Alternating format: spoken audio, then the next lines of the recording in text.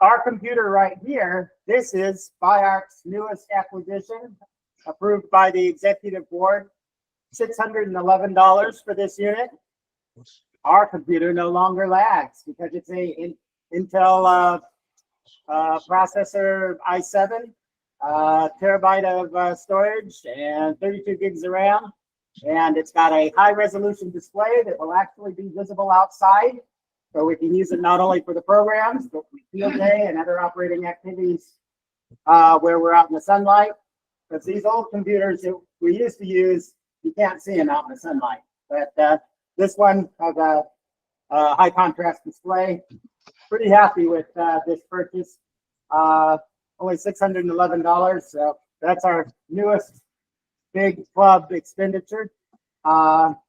And the last big expenditure we had was, of course, our high frequency rig that Roy helped us pick out.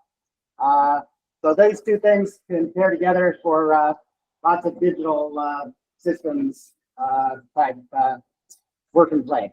Back to you, William. Thank you, Tony. So like I said, it's not limited to like a QRP transmitter, although there's plenty of those available. There are kits out there that do all sorts of stuff, and there are even kits for common tools like dummy loads. There's kits for power supplies, and of all types. This kit in particular that I'm holding in my hand is the RA25, or I take it back, this is the DRA30 kit. So this is the digital radio interface that's used for doing say WinLink and other sound card modes. This is one I keep on hand as a spare. There are, if it's related to amateur radio, there's probably a kit for it. Now, kits aren't quite as prevalent as they used to be. It's hard to make a profit with kits, so the people that are looking to make a profit have all pretty much gone away from it. In the past, we had companies like Heathkit and stuff like that. That scale of kit is no longer as common, but there are still plenty of kits out here, including educational kits. And this is a kit that I was having. There you go. I hope it just watches it. So this is a kit. This is a sound-activated FM transmitter. So it's Vox. So if you want to understand Vox, voice-activated transmitting, this is a great kit to start with. And this is a kit that I have the students in my RF fundamentals class build, but we actually modify the kit. And that's another way to take your skills and stretch them out. Because once you're comfortable with kits, you can start customizing them. So this one transmits as a low-power FM broadcast transmitter. But I was having my students convert this kit to a 2-meter transmitter, which involves some notable design changes, because you have to change the deviation, because that's wide FM and we're going to narrow FM, and you have to change the frequencies of the local oscillator and the voltage controlled oscillator. So you can look for a kit, you don't find it, but you find something similar. That's a great way to take your kit building skills and take them into the next step of home building skills. You can design your own circuits, plug them into them. You can scratch build enclosures. None of the kits that I have here that I showed you have their own enclosures, so if you want them inside something, and that can be a good gateway drug for things like 3D printing. That's a great way to go about it. In the past, and you're going to see a kit here shortly, we didn't have 3D printers, so you had to get a little creative about how you housed them. But like I said, every bit of this is a gateway drug to a guy like me. I mean, you start out building a kit, now you're modifying the kit, now you're building the enclosure, now you're switching over to advanced soldering techniques to be able to work with really fine pitch surface mount stuff, working under a microscope even. Doesn't mean you have to, but those options are out there, and that can go in other ways. Microcontroller integration, like I said here, several of the foxes that people have built for fox hunts at field days and stuff like that are controlled by microcontrollers, but there's a lot else you can do with the microcontroller. You can make your own rotator and rotator controller, stuff like that. And then sometimes, like I said, maybe you've got a part that you want, and you need to reverse engineer it and either improve it or replace it because it's not available. There's a lot that you can do there. And it doesn't have to be simple junk. So one of the classic kits of the past was the NorCal QRP Club's 49er kit. And that's the one you see in the Altoids mint tin there on the left. Like I said, we didn't have 3D printers back in the day. So, finding ways that you could house those projects was different back then. You couldn't just whip up a quick STL model and print it out, in an afternoon to throw it in there. You had to find something to put it in. And I'm bad about this. Somewhere over here, I think I still have I've got a cookie tin that I've been holding on to just because I know that I'm going to be able to throw some electronics in it. It's nice and metal and shielded, and some of those things die hard. I guess I could 3D print the enclosure, but they just work so great. If you look on the other side of the screen, this is the opposite end of the spectrum from a simple kit, but this is a completely home-brewed transceiver. This one, I believe, came in second place or maybe first place in a home brewing competition held by the ARRL a few years ago. And if you look at that thing, especially if you look at the board, it looks every bit to be a commercial product. But it's not. It is something that Jim built in his spare time. So it can grow with you. Simple kits to complex systems. But you got to start somewhere, and a great place to start is with a simple antenna. It's one of the easiest ways to do it. Requires basic stuff. I mean, you can get away with as little as some wire and a pair of scissors. You don't need, a crazy workshop full of tools to get it done. And the skills you need are skills that you build. You don't need any starting skills to get into this, other than maybe to not run with the scissors and not cut yourself or burn yourself. But there's a lot of easy antennas to start with. Some of them we've even built here with the club, and we've had displayed to the club, like the T2LT antenna that Roy brought to us a while back.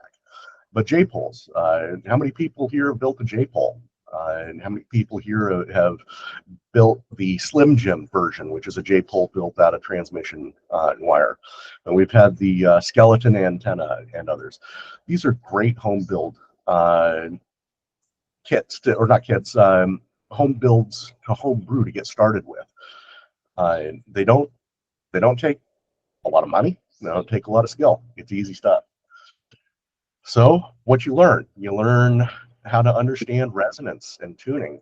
Your antenna is an LC circuit, and it may not seem like that, but you can start to understand the relationships between the inductance and capacitance, but then impedance matching, feedline types. You have to understand what SWR actually means, and then a whole bunch of other stuff to it. These are skills that don't just apply to that antenna and that build. It makes you a better operator. It makes you understand the arts of radio better. And you can get some useful skills out of that. And you can build a good toolbox of skills for troubleshooting and test equipment. We've had some growing pains with trying to operate from where you are there at the Kawamana Senior Center. The troubleshooting of that antenna system, whose antenna placement and things like that. The more you do this stuff, the better you are at that. So it just plain makes you a better operator. Beyond that, it lets you understand how your radio gear really works. And it encourages self-reliance. There's a lot of people that get into amateur radio because they want to be prepared for hurricanes, other natural events, other unnatural events, man-made problems and stuff like that. You're a lot better at responding to those issues under pressure if you practice those skills outside of a disaster. Learning how to build your antennas really helps you if you need to stand up an antenna after a big hurricane or something like that. So these skills are more than just about becoming a good builder. They are true radio skills. So, and it's a good thing to talk about. People often get engaged in the conversations on the air about, oh, hey, you homebrewed that? Tell me more about that. It's a good way to, if you are a rag chewer, to get that rag chewing started. These skills compound, but they can be perishable. They say you don't forget how to ride a bike. I challenge that assertion. You may not forget the very basics of it, but you certainly get worse at it. And the same thing happens with these home brewing skills, any DIY skills even. I can weld. Not very good because I don't do it very often. And the skill fades. I'll end up picking up a project and I'll do a bunch of welding and I'll get okay at welding again. And then I won't do it for a year or two and then I'll come back to it and it's terrible. Every other skill is like that too, from soldering to using test equipment like a VNA. If you don't practice it, the skills perish. And that actually bites people where they've been very active as a DIYer in the past. They go away from it, they come back, they get discouraged. Trust me, it'll come right back to you. You just got to get into it. Small projects. Just start small and keep building on it, and you'll build the skills or you'll get them back. And you don't have to do it alone. Ham radio is all about doing everything as a community. It's not useful to talk on a radio if there's nobody there to listen and to talk back to you. Ham radio is absolutely about doing things together. So some clubs do more of this than others, but clubs like ours, we can do build night or club builds. There's online forums, groups, Discord servers these days. There's YouTube tutorials. If you don't know how to do something, trust me, somebody's made a video about it. If you're building a kit, there's probably somebody building that kit, putting it on YouTube.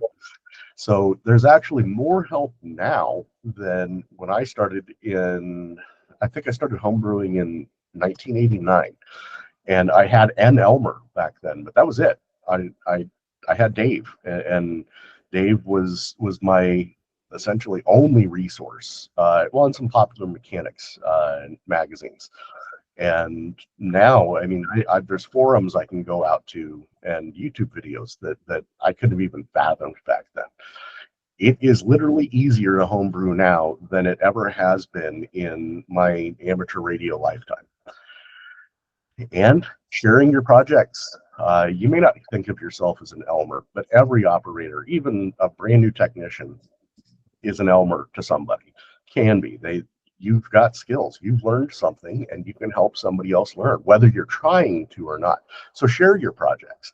I'm really bad about this. I've got stuff that I tinker with and build with all the time that never sees the light of day outside of my lab, just because I don't think about it. I don't think to share it. I'm going to share some discussion about one of my projects a little bit later. But group builds can be fun. You say, hey, I'm not any good at soldering. My hands are too shaky. My eyesight's terrible. Well, you know what? Maybe there's somebody else out there who's good at soldering, but they just don't care to do it on their own, but they'd really enjoy to come and sit and help you with some soldering on a project. It can be a very social thing to homebrew. And where I said that when I started in '89 and I only had my Elmer Dave, I can't say that he was my only Elmer, because when we would get together, oftentimes there would be other guys there. And each of those build nights turned into a pretty social activity, and I was way too young to drink, but so I remember them, but I don't honestly think that any of them would remember them if they were all around. But if you've got a half-working kit and you're not getting it to work, bring it to a club meeting. And it doesn't have to be a solitary activity. So what do you need to get started? Not much. Like I said, you can get started with almost no tools. For a simple build like we were talking about with the antenna, you need a way to measure it. That can be as simple as a tape measure or a yardstick. You don't need a VNA or a nano VNA. It can be helpful, but you can use the SWR meter on your rig to get the tuning dialed in. You've just got to be relatively close when you cut it. But to cut it, okay, wire cutters, utility knife, pretty much anything better than a butter knife will get you through it. If you don't have that, trust me, somebody's got something to cut that they'll loan to you. Even a pair of scissors will cut through copper wire. Copper is pretty soft. Okay, so you need a way to hang it or support the antenna. So you need something to stick it to, but then maybe something that doesn't conduct to hang it with, some sort of twine or rope or paracord. I mean, we're talking about not much to get started there. Helpful stuff, sure. Some ferrite to make a trap, or to make a choke, or let's say you're going to go a little bit more advanced and you can actually make a transformer for a balun or something like that. Hey, great. Soldering iron, connectors, tools like your SWR meter or a VNA, great. But that's helpful. It's extra. You don't actually need that. In many of these projects, getting that coax, which you'll always see me refer to stuff like that as a feed line. It's just an engineering habit. But some coax with a connector can often be the most expensive part. And yeah, you can buy that coax with the connector on. I know a lot of people who are anxious about connectorizing coax. I encourage you to try it, because again, until you do it a few times, yeah, you might not be good at it, but how you get good at anything is a little bit of practice. But don't let that keep it from starting. If you need to buy coax with a connector already put on it, you can do that. It comes that way. It's a little bit more expensive, and it may be the majority of the cost of that project, but not the end of the world. So the most basic project to start with, I think, is just a simple dipole. And here we have a recipe for a dipole. Roughly 33 feet of 14 gauge wire. I say that because it's the most common gauge of copper wire that's in use at the hardware store. It doesn't have to be stranded, doesn't have to be solid core, doesn't have to be insulated, doesn't have to be 14 gauge. But what's critical here is the approximate length. So for 40 meters, we're talking about 33 feet per side, so a 66-foot total antenna span. Some coaxial cable, people know that as RG8X or RG58, and then pre-terminated with the PL259 connector. I put all that in there because that's the actual language for it. But you guys know the UHF connector. It's what the vast majority of amateur radio rigs have on it. And is that exactly what you have to use? No, absolutely not. But to get started, it's a good way to get started, because that means it's going to screw right onto your rig and you don't have to worry about an adapter or anything like that. So a couple of crimp style butt connectors. I said crimp style butt connectors because it keeps you from having to solder. And you can crimp that on with a really simple hand tool. You can actually even crimp it on with just a hammer if you need to. Like I said, the entry level is not very tool intensive. Some electrical tape, some zip ties, like I said, paracord rope for suspension, and then just a simple choke, something to keep that RF traveling back down the coax, because it's going to want to do that. We don't have a balun in this. So you just wind up some coax, some loops, some turns, however you want to put it, and zip tie it. Boom, you've got a dipole. It's pretty simple to build. There's all the instructions you need right there to do it, and now you're a home builder. You just home brewed a dipole antenna. Good reason to start with 40 meters, in my opinion, is because it's technically a dual band antenna, because it'll work as a quarter wave on 40 and a 3/4 wave on 15. So what we learned, the feed point was weak. Probably better to put an insulator or a structural piece in it. Trust me, if you build that antenna the way that I described, you're going to find out that hanging it straight from the conductors of the coax is not going to be the best way to do it.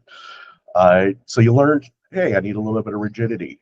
That pre-terminated jumper that I talked about for the coax was a little bit pricey. It's a lot cheaper if I just buy some bulk coax and some crimp connectors or screw-on connectors or however. And here's something that everybody who builds this always tells me, is that attaching the paracord to the wire ends is a lot harder than it looked. So there's ways that we can refine that. If you do this, you start to learn these little things, and that's how home brewing goes. You make something, go, hey, I could have done that better. Hey, this didn't work out great. Maybe I'll try that. But you got a wire in the air. You make some contacts, and then you can make it better the next time around. And that's just how home brewing is. It's the cycle of the life of a ham. One day you decide to get into amateur radio. Shortly after that, you build your first antenna, and then you improve that antenna, and then you tweak it, and then you rebuild it, and then you try to make something better. Then you optimize it, and then you discover easy neck, and then you repeat steps 3 through 7 until you but you died with a really nice antenna. So we started out with Mindy's drawing here, a very rudimentary, humble beginning. And then you look at Murray McCauley's homebrew EME dish, and yeah, he really did homebrew, build and design that entire dish for doing Earth, Moon, Earth propagation. You start somewhere and you take it as far as you want to or you need to. It depends on how addicted you get. That first dipole could be the gateway drug that leads you into something like this or beyond. The key is you just really got to start. So from wires to circuits, that antenna is technically a circuit, but not typically what we think of when we talk about a circuit. So after you've got that antenna, you've built some confidence with tools. You may have ended up picking up a few extra tools. You're starting to understand RF better, and you keep that motivation to make something better. Maybe that doesn't bite you, and this isn't for you. Homebrewing isn't for everybody. I get that. I'm going to claim that I don't look down on you for it. But those who do have that motivation to make something better and to keep on making, kits are the next step. They're structured. That's a key word there.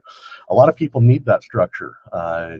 The free form of home brewing is what I think people think of when they hear the term home brewing, but that's not always the case. There's a structured, recognized way to do it.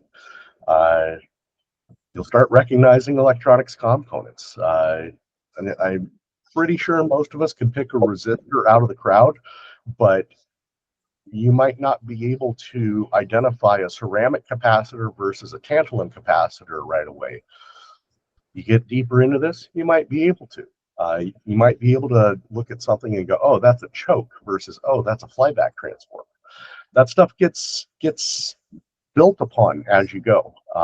And something key is that first build does not have to be perfect. You just need to build it. So again, start simple.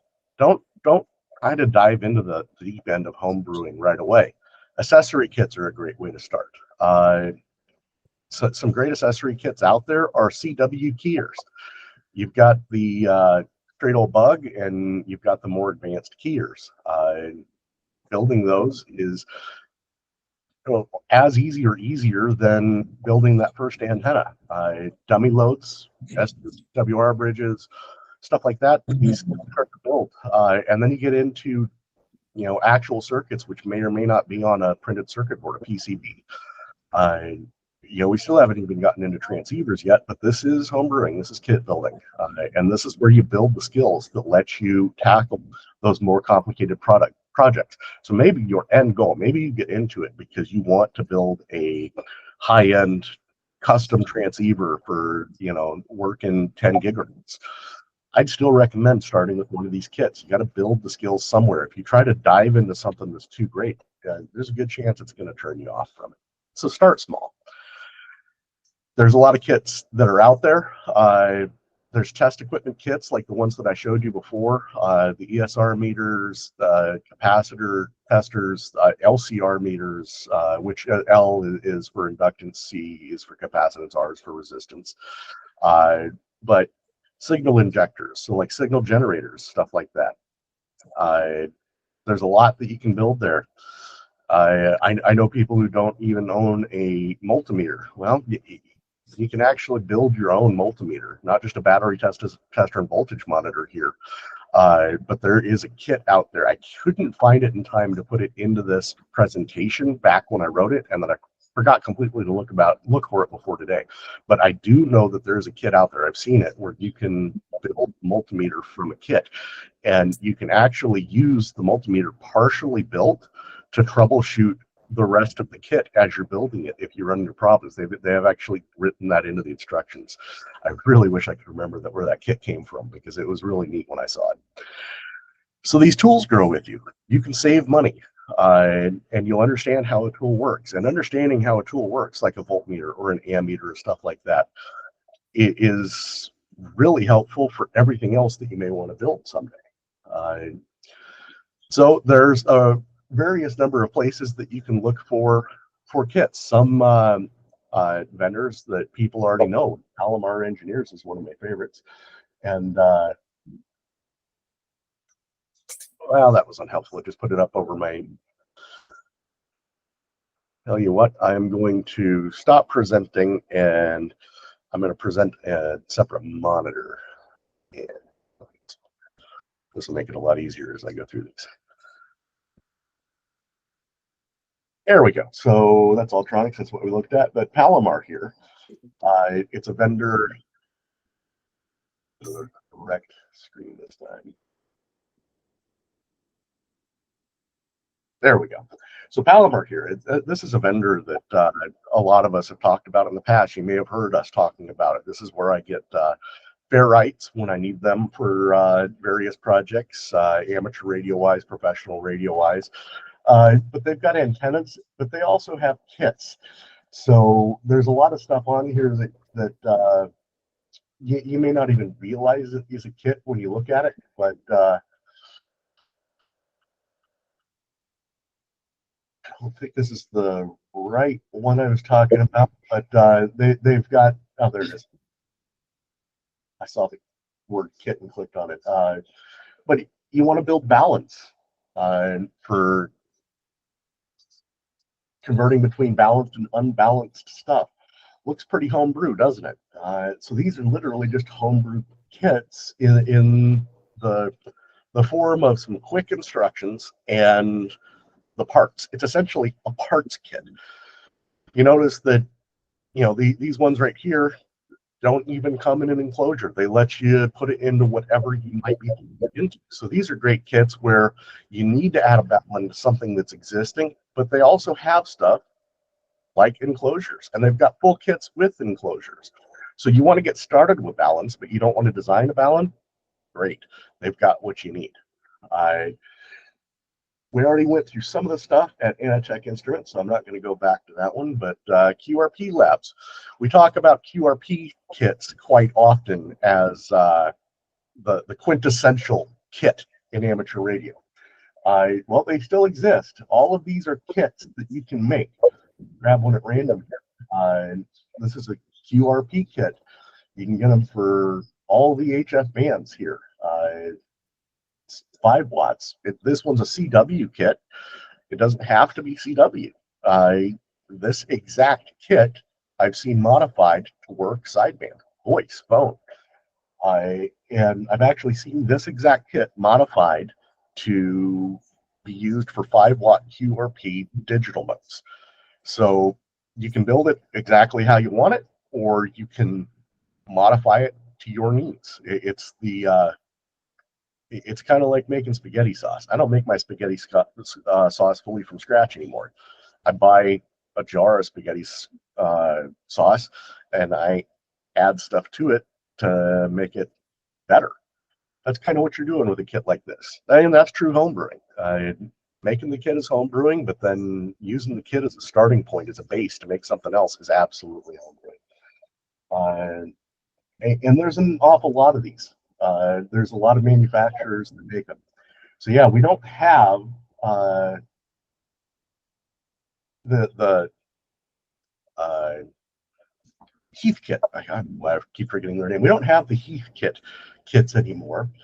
Occasionally, you can actually still find unbuilt Heath kits on eBay. It is out there if that's something you want to try.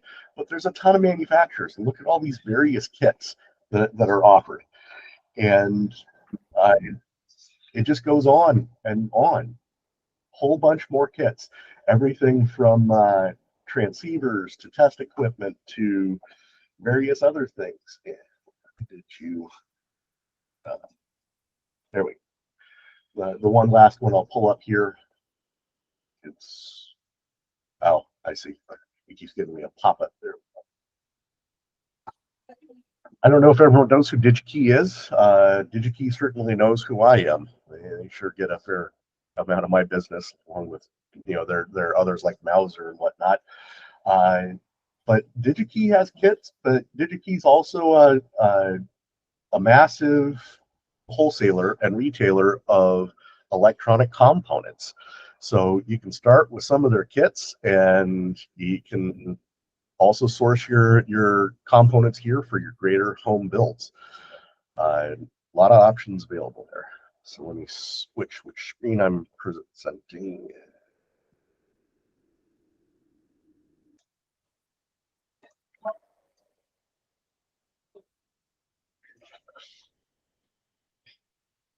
So let's say that you built a few kits or you built a kit and decided you want to take it further. Like I said, kit alteration is the obvious next step. As you graduate from that gateway to the harder and harder drugs, this is the next harder drug. And one day you're going to look at that kit and say, hey, I can improve this. And I guarantee one day you're going to look at a kit and say, hey, I can improve this. And once you do that, that's where you make that transition from that structured side to the blazing your own path, doing your own thing. That often starts with upgrading components. You'll see that kits are often made to a price point, and I don't fault everyone for that. There's a few kit manufacturers in the past I think could have been a lot better about that. But better capacitors is a great way to upgrade a kit. Capacitors are not all capacitors are the same, even of the same type. You can get two electrolytic capacitors. You can get one from some random manufacturer, and then you can get one from a manufacturer like Sprague. And they'll be identified to the same exact specs, but when you measure their performance, they can be wildly different. There's proprietary stuff that goes into capacitors that can make them perform better than others. So if you've got a kit that you think needs tighter filtering, or the oscillators drift a little bit or something, upgrading those capacitors is a great way to go. But there's other stuff that you can do to make a kit a lot better. A lot of them use op amps, operational amplifiers. And again, just like capacitors, not all silicon is the same. So upgrading an op amp can take a mediocre kit and can make it a fantastic kit with a nice low noise floor. But maybe you want additional features, stuff that they didn't exactly design in. One of the favorite things that I like to add that I mentioned here is reverse polarity protection. There's a lot of stuff that you can really mess up if you hook it up backwards. Reverse polarity protection is really easy to add into a design, and circuits often don't have it, which I think is just flat lazy. So you can really harden your stuff, make it a lot safer to have around just by adding this reverse polarity protection. There's a lot of other stuff you can do. So treat that recipe as a base. Tweak it. Treat the schematic as a suggestion. Nothing's a rule. And that's where you've now transitioned into advanced homebrewing. So no longer entry level. And you can take that even further. You can build from plans. Building from plans means that there's a schematic out there. There's a circuit design that's already out there, maybe with a parts list, hopefully. Sometimes with build instructions, sometimes without. And these are in old magazine articles, quite often Practical Electronics, Popular Mechanics is the one I'm thinking of, but QST, 73, CQ magazines, club newsletters, online forums. And I've found kit manuals from the great kit suppliers of the past, like Heathkit, and been able to build directly out of the manual. The actual kit isn't available anymore, but you've got a full list of what was supposed to be in it. It's easy to source those products. Go to DigiKey, go to Mauser, go to SparkFun, whoever you get your stuff from, and put it together. Is it as easy as building it straight from a kit? Nope. This is true home building. This is home brewing. Because you may find that the parts are no longer available and you have to substitute. You may have to, spin a board for it. You may go to one of the online board manufacturers and you may submit them a Gerber and have them printed out for you, or you may build it on perf board or deadbug or any of the other methods to do it. But it doesn't mean that just because the board's not available, you can't do it. And this is where those earlier skills that you built with the gateway drugs of home brewing start to come together.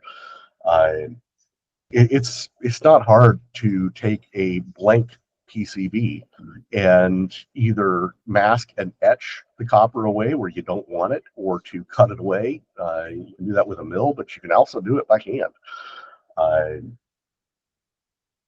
So now you're leaving the realm of replica, and you can be reinventing. You can take a kit from somebody like Heathkit, and you can fold modern electronics components into it that they didn't have a hope of using in the past because they didn't exist yet. And you can make stuff that is cleaner, that is more efficient, more powerful. You can make it simpler, more reliable, and you can use surface mount electronics. Surface mount, I think, scares people off. One of the great reasons to use surface mount PCBs in RF is because you lose the parasitic capacitance and inductance on the board to a great extent. And this is where you can make a fantastic transceiver or tool or whatever you're building an order of magnitude better in performance than it ever was, because we didn't have surface mount when they were designed. You can get it a lot more compact too. Some of the Heathkit stuff was big. You can make something that was the size of a full HF rig, whether it's an HF rig or not, fit in the palm of your hand now with the size of the electronics we can work with. But you can take that a lot further. You can give it features that they never could have had in the past, like a digital display. And that really does become uniquely yours. And the prices on a lot of these components have come way down. And according to what I've told my wife, that can make it a lot cheaper. And don't you tell her different. So now you can build from scratch. And this is what people often think of when we talk about homebrewing. They think that you're building from scratch. And that means no kit, no manual, no schematic, your ideas, your tools, your design. You have to define the goals, select the components, you have to work out the layout, and that's where we get into the stuff like what I showed you before, where there it went.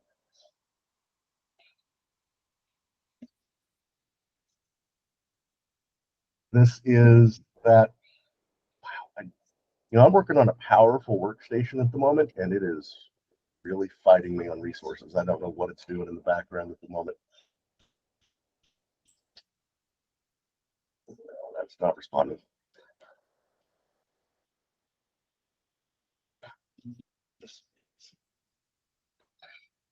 Sorry about that, guys. I was going to show you that transceiver from Jim VTech before in great detail, because man, the workmanship on that thing is fantastic. I am absolutely in awe. I was going to show you the other one, but if I can't get the pictures to pull up, I'm just going to work past that. But these. This is Tony. Can we go ahead and take a break? Break spot? I'm actually getting close to the end. Why don't we just push through for a few more minutes? Okay.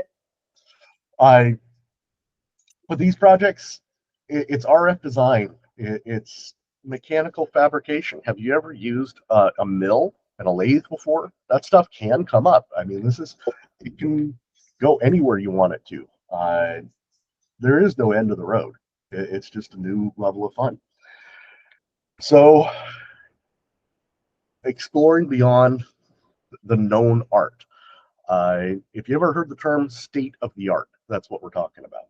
And we're actually encouraged to do that by the FCC. It's in Part 97.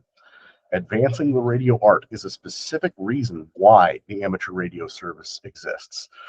So you may actually invent something entirely new. New RF technologies, new novel modulation encoding schemes. I actually have one of those that I'm working on right now that sits behind FM or FM that allows an overlay of a second modulated signal atop that slant modulated signal as it is. What I'm working with specifically allows me to use a C4FM, like System Fusion is, transmission, and send digital data through that at 9600 symbols, or what we call baud per second. And behind that, hide a second, well, I don't want to say hide, but also encode two separate data streams that are TDMA, time division multiple access, that each give me 4800 baud. And that's never existed before. So you're actually inventing at that point. And that is, to me, sort of the final frontier of homebrew. I've got one of those I've been working on. This is my longest running build to date, 9 years and running. A fully hollow state FM transceiver, so transmitter and receiver. I'm building it for the 2-meter band, but since I've started it, I realized that I can integrate other bands into it. I haven't done that yet in the design, but I want to add 220 and 70 centimeter to it. Stuff that's never existed before in electronic arts, stuff that no patent has ever covered or anything. A hollow state switch mode power supply. It uses a Tungar tube that feeds pulse DC into a vacuum tube based switch mode power supply. That nothing like that has ever been documented before. I had to invent that just so that I can meet my design goal. I imposed a goal upon myself that absolutely no solid state electronics were going to be allowed in this design. This allows me to generate the high voltages I need. Because this is hollow state, I need high voltages for my tubes. So to try to do that with hollow state electronics is very difficult. In the past, we used something called a vibrator. It's a self-exciting relay. I'm sure Bob remembers vibrators. I think he had a beef with Motorola about them with a proprietary vibrator, his mobile tubular rig years ago. They wore out, and he had one that wore out, and he needed to get one. Plus, they're RF noisemakers. Just not good, and I didn't want that. Well, to try to manage this, I came up with a way to regulate the voltages magnetically using something called a mag amp. So there's no active feedback electronics required. The oscillator is actually a neon lamp, just like an indicator bulb. And that's a quantum oscillator. It's an intrinsically stable quantum oscillator. And it's using feedback through tubes, and it's beautiful. It'll work one day, I promise. But this requires frequency multiplication and division, multiple band operation, tone encoding, decoding, and other modern features. So I want this thing to work just like any other transceiver would. It needs to manage the split on its own. And it's still in development. Not all builds are meant to be done quickly. This is, like I said, 9 years and running. I will finish it, but there's also other builds that are never supposed to be finished at all. They're just a continual process that's meant to be explored. But this thing has caused me many of my other side builds, things that I had to invent and build along the way to keep this project moving. So my quantum oscillator project actually came from this homebrew. And that's something that I'm working on with NIST, where it's a way to sort of replace what we do with atomic clocks.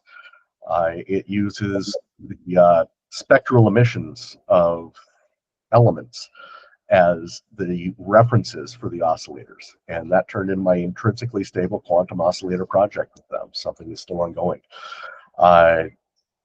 And this is a recursive thing. I've actually redone the power supply 3 times now. I didn't start with that tongue bulb because I found better ways to do it. And as I learn stuff, I go back and say, hey, I can do this better. I started when I was 9 years old. My first homebrew was an antenna. It was a 5/8 wave vertical ground plane for my CB radio. That's how I started in 87. 4 wires. 1 coaxial cable, and that sparked my curiosity. And that's what made me what I am now, personally, professionally, as an engineer. It all came from me starting in the radio arts with a CB radio in single-digit years. So you just need to start. You don't need to start big. You don't need a full lab. You don't need to know everything, because this is how you're going to learn it. Build something simple. Break it, fix it, make it better. That's the cycle of homebrewing. You can learn something, share something, and you can spark someone else with it. My start got started when I met an electrical engineer who lived a few roads away from us named Dave White. And he happened to be an amateur operator.